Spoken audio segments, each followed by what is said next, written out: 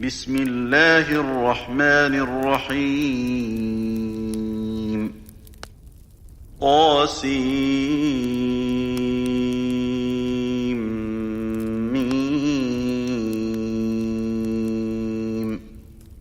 تلك آيات الكتاب المبين نتلو عليك من نبأ موسى وفرعون بالحق لقوم يؤمنون إن فرعون علا في الأرض وجعل أهلها شيعا يستضعف طائفة منهم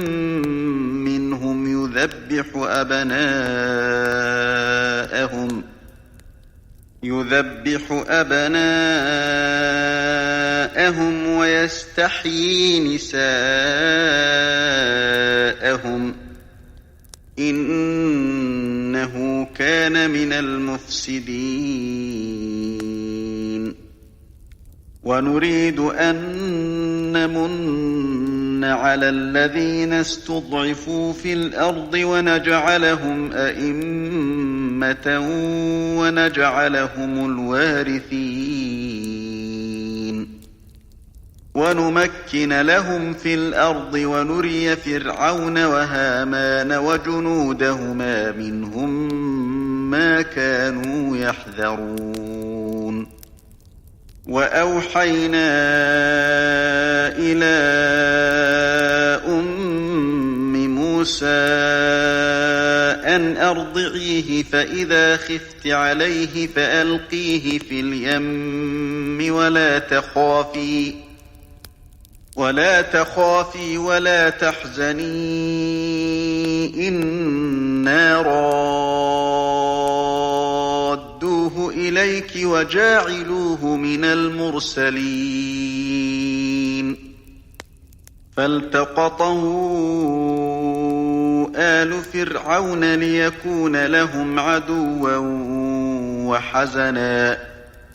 إن فرعون وهامان وجنودهما كانوا خاطئين وقالت امرأة فرعون قرة عين لي ولك لا تقتلوه عسى أن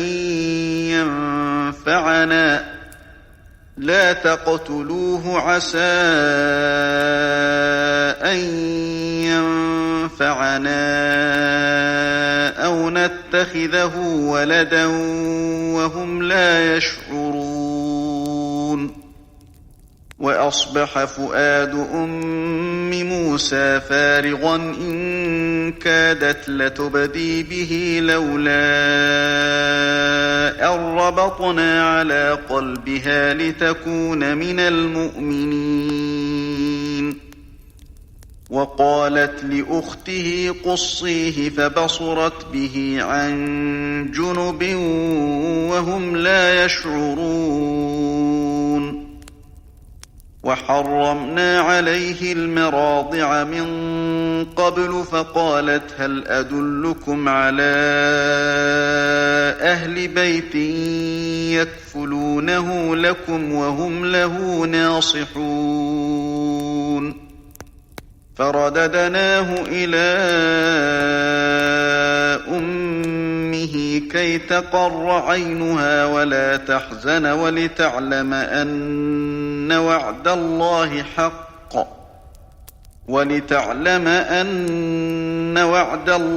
حق ولكن أكثرهم لا يعلمون ولما بلغ أشده واستوى آتيناه حكما وعلما وكذلك نجزي المحسنين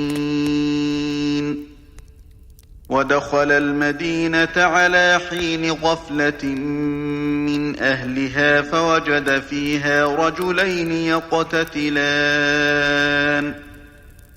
فوجد فيها رجلين يقتتلان هذا من شيعته وهذا من عدوه فاستغاثه الذي من شيعته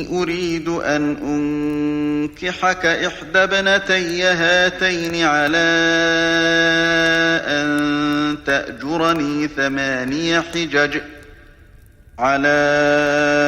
أن تأجرني 8 حجج فإن أتممت 10 فمن عندك وما أريد أن أشق عليك ستجدني إن شاء الله من الصالحين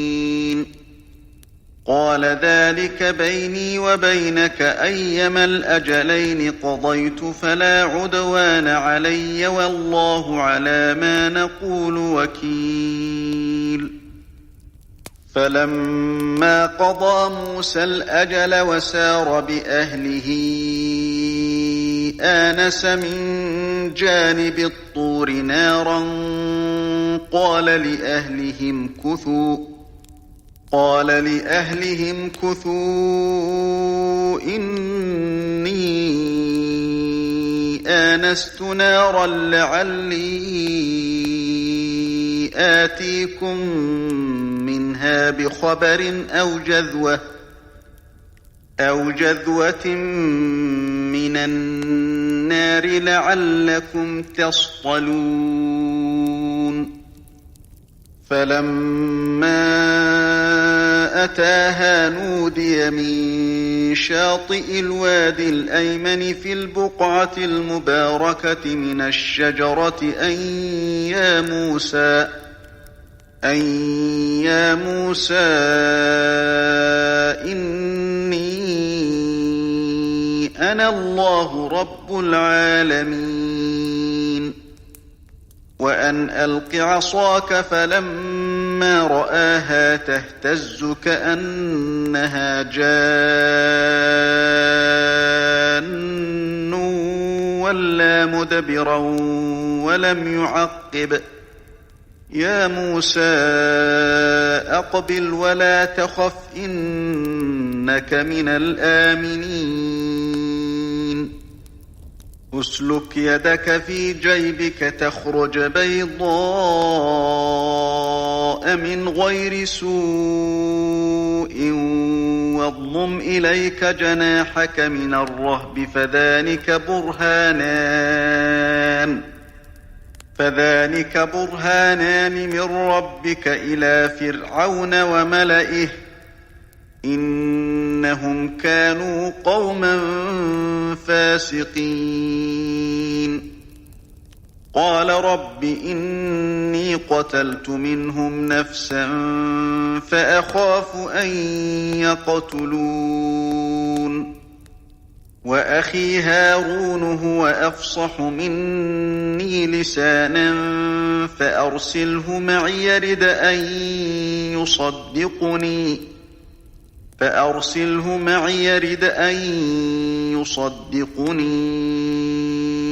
إني أخاف أن يكذبون قال سنشد عضدك بأخيك ونجعل لكما سلطانا فلا يصلون إليكما بآياتنا أنتما ومن اتبعكما الغالبون فلما جاءهم موسى بآياتنا بينات قالوا ما هذا إلا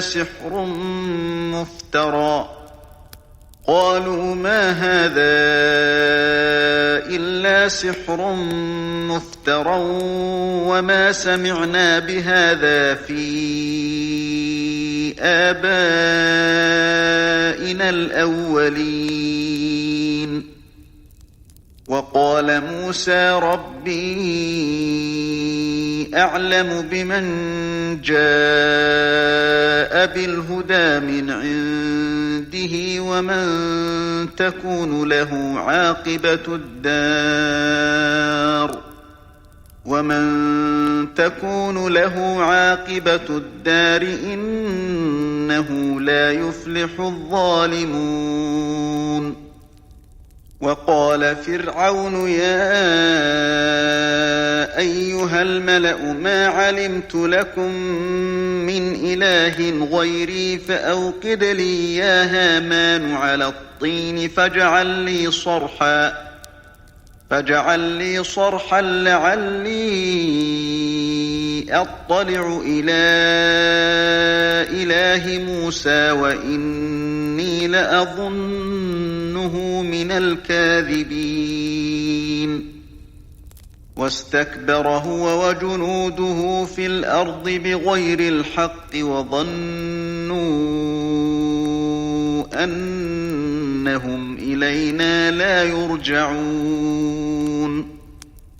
فأخذناه وجنوده فنبذناهم في اليم فانظر كيف كان عاقبة الظالمين. وجعلناهم أئمة يدعون إلى النار ويوم القيامة لا ينصرون. وأتبعناهم في هذه الدنيا لعنة ويوم القيامة هم من المقبوحين. ولقد آتينا موسى الكتاب من بعد ما أهلكنا القرون الأولى بصائر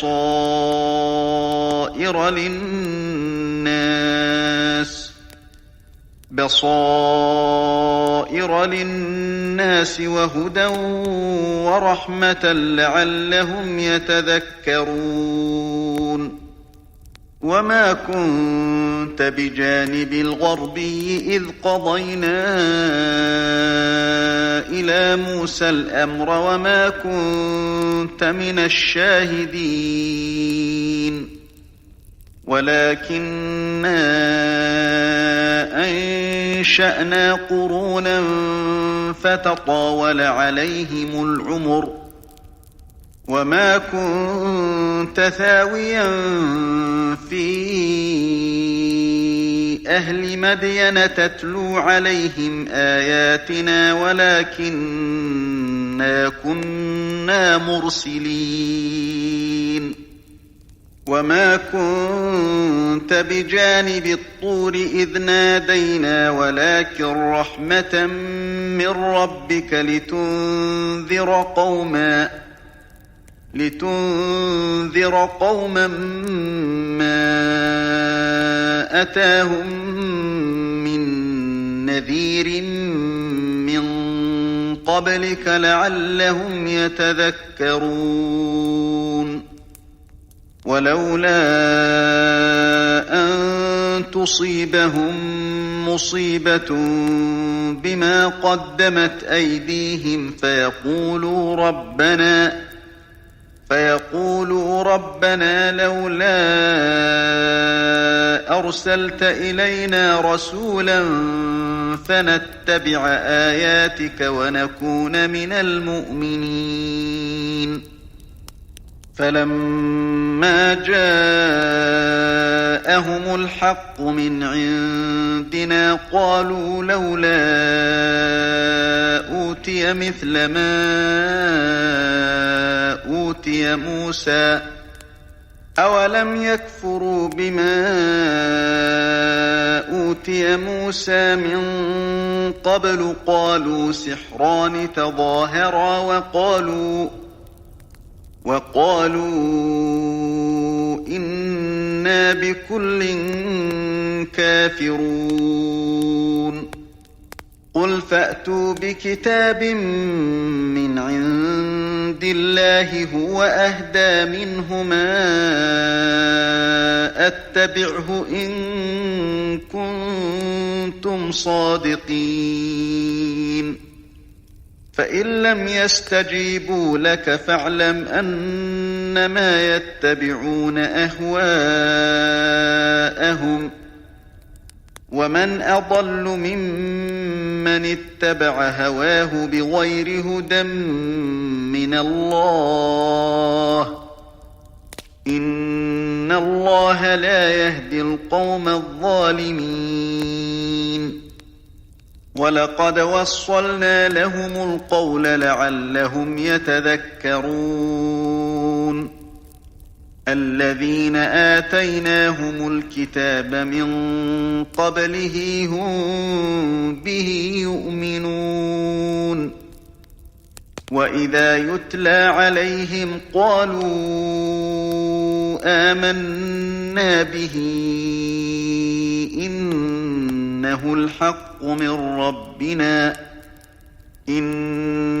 الحق من ربنا إنا كنا من قبله مسلمين أولئك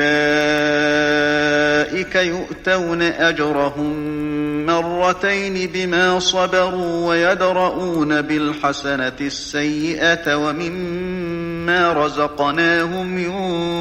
ينفقون وإذا سمعوا اللغو أعرضوا عنه وقالوا لنا أعمالنا ولكم أعمالكم سلام عليكم لا نبتغي الجاهلين إنك لا تهدي من أحببت ولكن الله يهدي من يشاء وهو أعلم بالمهتدين وقالوا إن نتبع الهدى معك نتخطف من أرضنا أولم نمكن لهم حرما آمنا يجبى إليه ثمرات كل شيء رزقا من لدنا ولكن أكثرهم لا يعلمون وكم أهلكنا من قرية بطرت معيشتها فتلك مساكنهم لم تسكن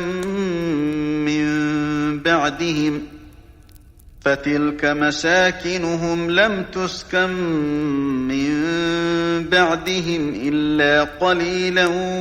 وكنا نحن الوارثين وما كان ربك مهلك القرى حتى يبعث في أمها رسولا يتلو عليهم آياتنا وما كنا مهلك القرى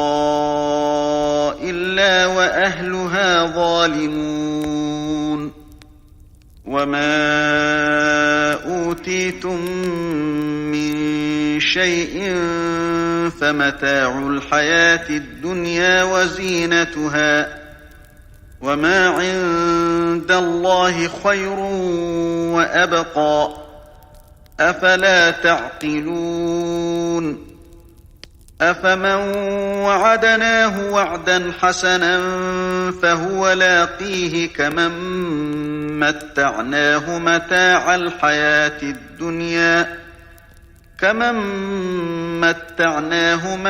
الحياة الدنيا ثم هو يوم القيامة من المحضرين ويوم يناديهم فيقول أين شركائي الذين كنتم تزعمون قال الذين حق عليهم القول ربنا هؤلاء الذين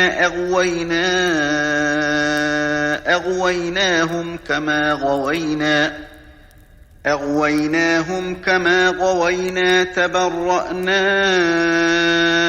إليك ما كانوا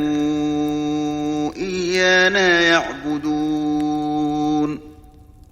وقيل ادعوا شركاءكم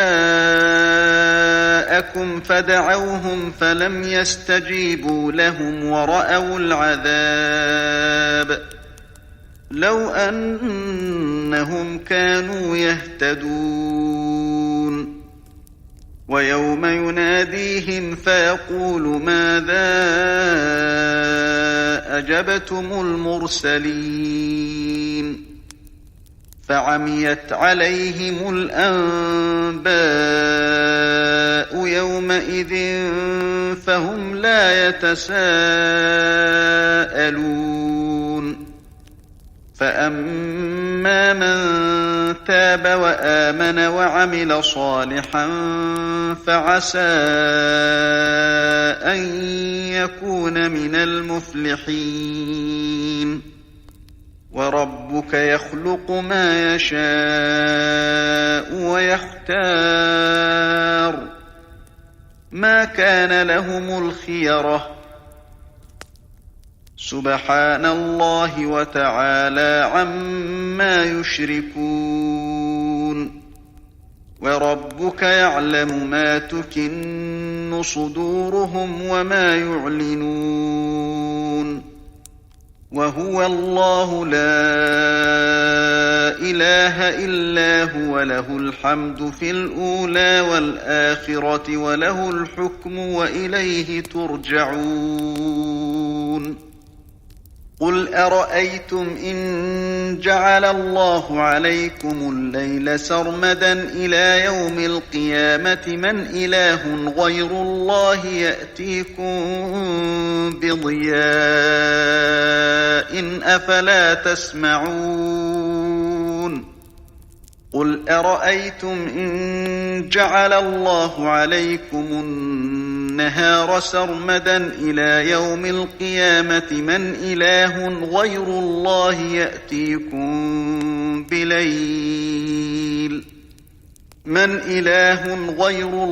يأتيكم بليل تسكنون فيه أفلا تبصرون ومن رحمته جعل لكم الليل والنهار لتسكنوا فيه ولتبتغوا من فضله ولعلكم تشكرون ويوم يناديهم فيقول أين شركائي الذين كنتم تزعمون ونزعنا من كل أمة شهيدا فقلنا هاتوا برهانكم فعلموا أن الحق لله وضل عنهم ما كانوا يفترون إن قارون كان من قوم موسى فبغى عليهم وآتيناه من الكنوز ما إن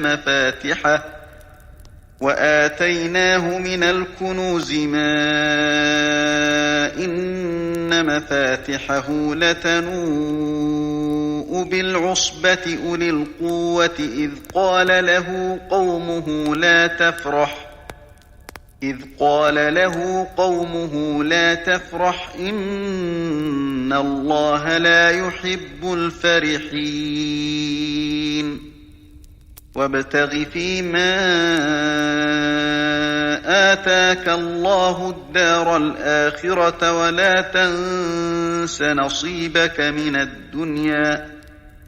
ولا تنس نصيبك من الدنيا وأحسن كما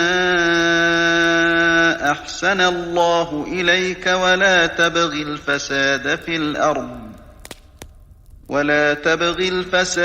الأرض إن الله لا يحب المفسدين قال إنما أوتيته على علم عندي أولم يعلم أن الله قد أهلك من قبله من القرون من هو أشد منه قوة وأكثر جمعا ولا يسأل عن ذنوبهم المجرمون فخرج على قومه في زينته قال الذين يريدون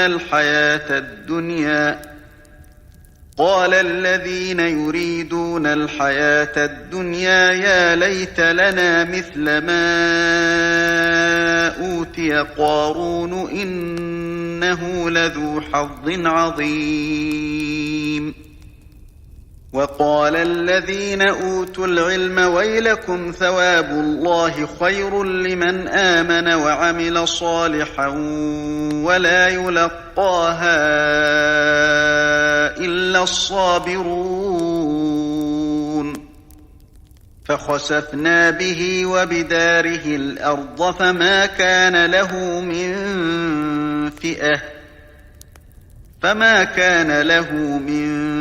فئة ينصرونه من دون الله وما كان من المنتصرين. وأصبح الذين تمنوا مكانه بالأمس يقولون ويك أن الله يبسط الرزق لمن يشاء من عباده ويقدر لولا أمن الله علينا لخسف بنا ويكأنه لا يفلح الكافرون. تلك الدار الآخرة نجعلها للذين لا يريدون علوا في الأرض ولا فسادا والعاقبة للمتقين. من جاء بالحسنة فله خير منها ومن جاء بالسيئة فلا يجزى الذين عملوا السيئات إلا ما كانوا يعملون. إن الذي فرض عليك القرآن لرادك إلى معاد قل ربي أعلم من جاء بالهدى ومن هو في ضلال مبين. وما كنت ترجو أن يلقى إليك الكتاب إلا رحمة